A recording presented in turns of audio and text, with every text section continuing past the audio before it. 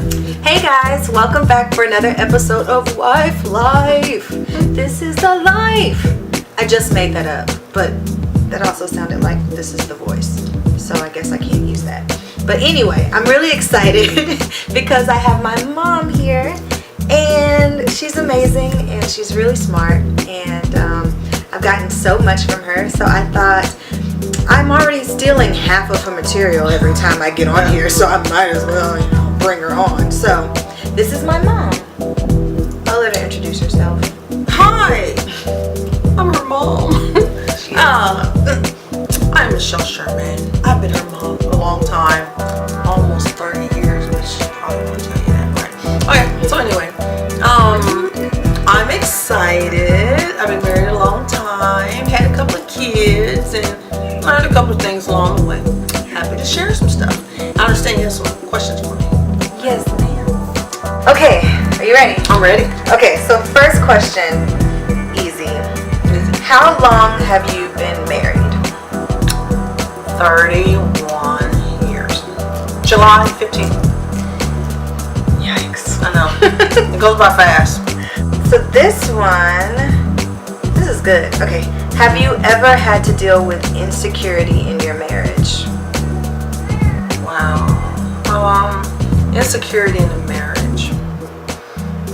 I don't know. Have I dealt with insecurity while being married? Yeah. I mean, insecurity is something you can't get away from because it's really an internal thing. It's the way you define an experience that you go through. For example, insecurity is when you just had a child and your body is all busted and it's not together, and you and your husband go somewhere and the way you used to look, you see it on somebody walking by, and maybe because we women, we can look at other people in their clothing and say, she looks good. But you don't dare ask your husband, or you don't say stuff like, I like that dress, do you like it? Because you don't want him looking at her. But you thinking to yourself, man, I really need to get better. Because, that can bring, you can be insecure in how you're looking at that time. And if that person is feeling really good about you. But then marriage is deeper than that. Sometimes you lose the curves. You look square, a little box. Like a hot pocket. Right. A hot pocket. I mean, they explode when you put them in the microwave. No, really. Like those biscuit cans? After you unwrap it and make it. Yeah, that could be kind of scary. Yeah, I've been there. It was. Remember when ours busted on the counter? It was like, oh, we gotta cook them. We gotta cook them now. Oh, are we recording? So when you have moments of insecurity, how do you deal with them and how do you get out of it? When I have moments of insecurity, how do I get out of it? I realize that it's a phase. It's really nothing I can do. You can't control who loves you, what they like about you, or anything like that. Sometimes we make a mistake by trying. It's like, oh, I want to look attractive from my husband. There's a place for that. It's natural. But then sometimes it is what it is. I just get out of it by just knowing everything's temporary and I'm fearfully and wonderfully made. And whatever happens is going to happen. So, I control what I can control and then just move on. Don't worry about it. And then also, I think I'm awesome. That helps. When you think you're great, because you think you're great, you can convince other people that you're great. You know what I'm saying? For a little while, and then when you don't feel so great, they make you feel great. Does every argument have a conclusion? Yeah, in the sense of it's over, concluded, finished, fini.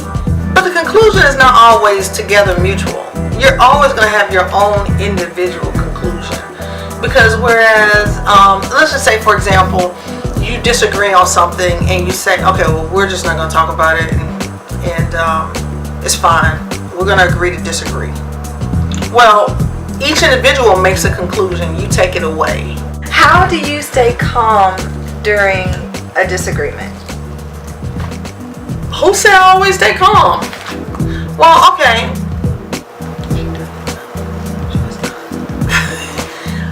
I don't. Chicago. I don't always stay calm. Oh, stop. Milk if you broke. I do not always stay calm during a disagreement. Sometimes I get excited because you have to fight for what you believe is right. And innately, I think people try to do what's right. Even when they're doing the wrong thing, they think it's right because it's protecting them from harm or hurt or abuse or vulnerability. And so they do what's right to themselves to survive. Okay? And so when we're threatened, you got two motivators. You got two responses: fight or flight. All right. Y'all probably heard of that. Pleasure and fear. And fear is when someone is challenging your beliefs that you really believe are right. You get a little defensive. It's survival. Some yell, some scream, some cry, some avoid. So as far as staying calm, there's a time to stay calm and a time to react. Now, here's the key. You need to always realize that everything is not that important. It's not crucial. You don't have to win every argument, and you don't have to feel threatened that you have to state your case and then get everybody to agree with you. It's okay if you think the sky is yellow and the other person thinks it's blue. Why do you have to? How can you think it's yellow? Yeah. What's the point? Right.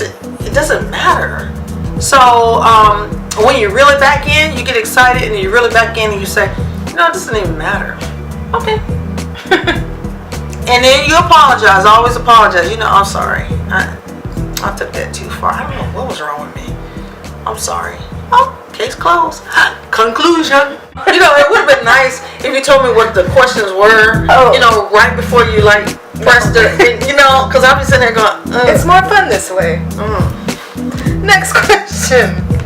I think he's lying. Should I confront him? It all depends on what you're lying about.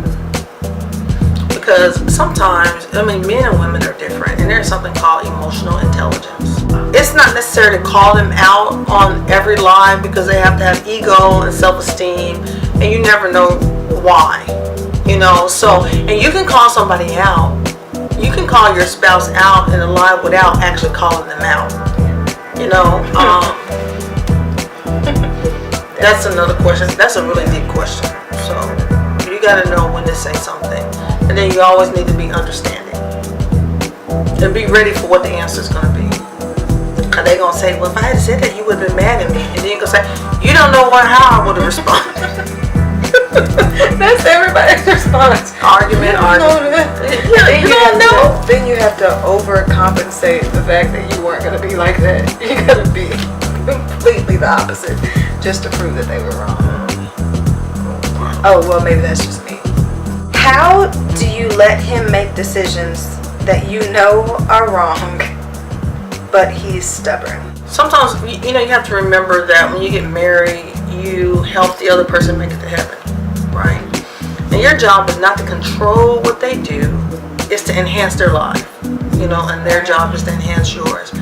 But part of the struggle, and while we're here for the years that God gives us, is that we have to figure out things for ourselves. So when you stand before the king, or you stand before the throne, you stand by yourself. Everybody fades away. It's just about you and God. So you can consider yourself an advisor, but you can't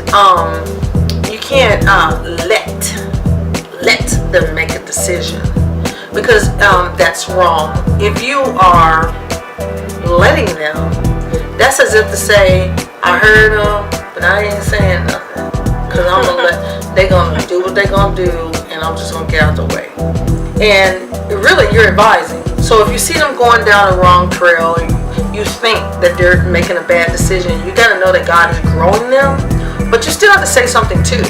You may want to be gentle. You may want to say, hey, I was listening to what you were saying, and I know exactly, I think I know how you feel, and and then I was thinking, what if God is testing you?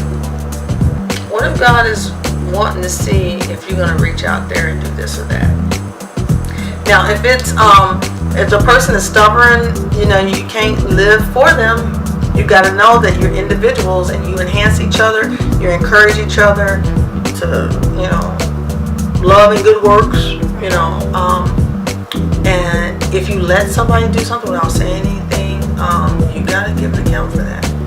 You're going to stand there with gate trouble. When it comes to trying to control somebody else's experience, like they say, a man convinced against his will is of the same opinion still. Right. They have to grow for themselves. Just because you're at a certain level doesn't mean that they are, and you can't take it personally. Now, if he's trying to lead you in a way, or she trying to lead you in a way that's contrary to God, that's different, because God is first. Other than that, they stubborn, it's their call. That's tough. Yeah, it is. How do you maintain finances when you have kids young? You always gonna be broke. No. When you have kids young, I say when you have kids young, I wanna imagine that you get married young, or you're in a relationship young. So you don't make a whole bunch of money, you just start in life. I say live within your means. Budget, put money aside in different pockets, so that you can, let me just tell you how we did it. So we say you get a check, okay, so you're young and you may take, let's just say $1,000, that's easy. $1,000 a month, you can't even pay that on rent now. But say you got $1,000 a month, you take 29%, you put it towards housing, that's not realistic. But let's just say you got groceries, you got insurance, you got car payment, you got insurance for health or whatever. And you put $50 for groceries aside. Well, you put that money in a pocket, like an envelope or something. A bank account would be great. You put an envelope, you only put $50 in it. Once the $50 is gone, then you have no more, but so you're going to maintain that budgeted amount, because as you see the money dwindle down, you're going to get smarter, because it's going to remind you constantly that I've got this budget that I have to keep. Now, in the situation when you have $100 set aside for an electric bill, and your electric bill is only $98, you have that $2, bam, it goes into savings, or you can use that to buy that toilet paper, because whatever. But if you divide it up and you constantly remember that your income has hands to it and it's assigned to something, then you'll keep that budget ever before you. What do you do when your husband doesn't follow the budget? Okay, so your husband or your wife doesn't follow the budget. This is wife life. You feel me? Wife life. Wife life. That's right. Well, here is my suggestion. You both have allowances. You have one account, or you have something set up that handles the house. Y'all don't touch that. Put it on auto payments or drafts or something. Set that money aside, and then when you get paid, each one of you get money. So if you have one income, you decide how much is going to go to you, how much is going to go to him, and then you got the money in the middle for the budget. You both agree and you both are accountable to one another for the budget, okay? But talk to your husband, because this is wife life. Talk to your husband and make sure that you guys are on one page about the budget. And then let him budget his own money. If he's the type of person he needs $100 a month or $700 a month, that's his money. But don't have him coming back to the family budget taking money because he needs to get his car washed at a detail place. No. That's not a thing. So he'll follow the budget. Set limits on both of you. Control access.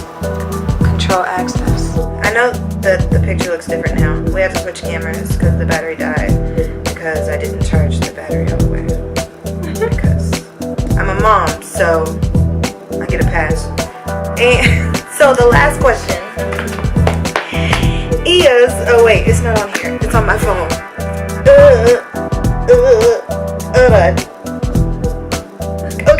Okay. How do you balance your children's needs and your balance. You can't balance it. There's no balance to be done. You have limitations. You can only do so much.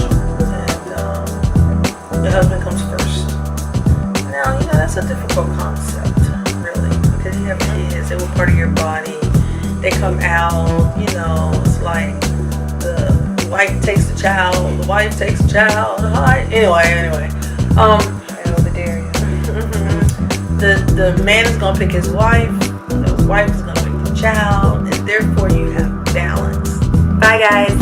See you next time. Oh my God. Get it, go. You know what? You get people that have been married a long time, they still don't know what they're doing. So you can't listen to everybody just because they've been married a long time. Maybe don't do it. And then somebody that's been married for a hot minute may be able to tell you all kinds of stuff.